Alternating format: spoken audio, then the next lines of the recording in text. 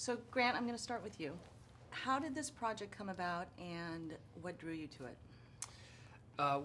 Somebody showed us, George and myself, the documentary, and we watched it, and we thought that it would make a really interesting film. It spoke to a lot of things that we're interested in. It also, there was a tone, the humor and the sort of satire that really was attractive to us. Mm-hmm. And so we optioned it, and we hired Peter Strawn, who's a screenwriter who we've worked with before, and is a terrific screenwriter. And he delivered a draft that we really didn't change much since we received the first draft. And the rest was sort of, well, here we are, talking about it. Now, it was loosely based on a documentary. Loosely based. Loosely Don't get based. us in So trouble. Very loosely. what are the difference between the two stories, George? Well, for instance, our lead character is a female, which is a big difference, obviously. But we wanted to play with the characters a little more than you could really do in real life. That's why the names are different. That's why we sort of changed the story a little bit. But there's a lot of the same elements, which is the important part is the similarities, which is that we're lifting up the curtain and looking behind the scenes at how you elect people. And how you export that to other countries and use it. And I thought that it was a funny way of looking at the world behind the curtain, and I think that those are always, people enjoy those. Now, at first glance, it seems like it's a movie about politics, but there's also another side to it. There seems to be a personal ethics in these characters. We wanted to create a character who was really experiencing a life crisis, and we wanted to catch them in the middle of that moment. And at that point be dragged into the place that was the cause of all their anguish. And so that's the journey that Sandy's character goes on, and then the moral dilemma about what she does once she actually does what she sets out to do, and the ramifications of that. So Sandy called us up and said, any interest in making this character a woman? And we thought that's a great idea. So Sandy, automatically, we've known each other. The three of us have known each other since before any of us were working.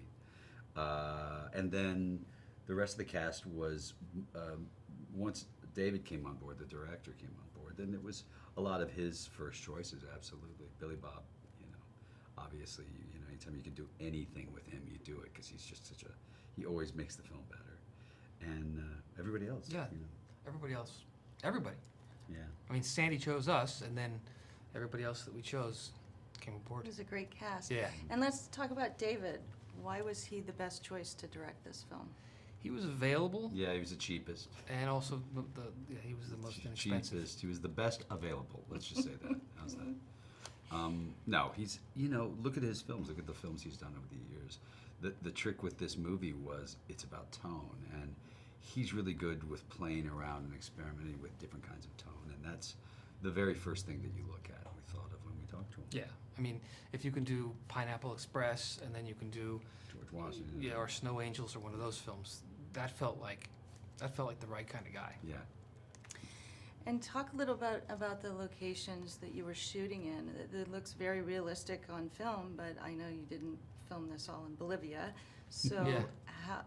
how did you choose those places to shoot in? Well, we shot in New Orleans, and we shot in Puerto Rico, and you choose them because they tick off a bunch of boxes.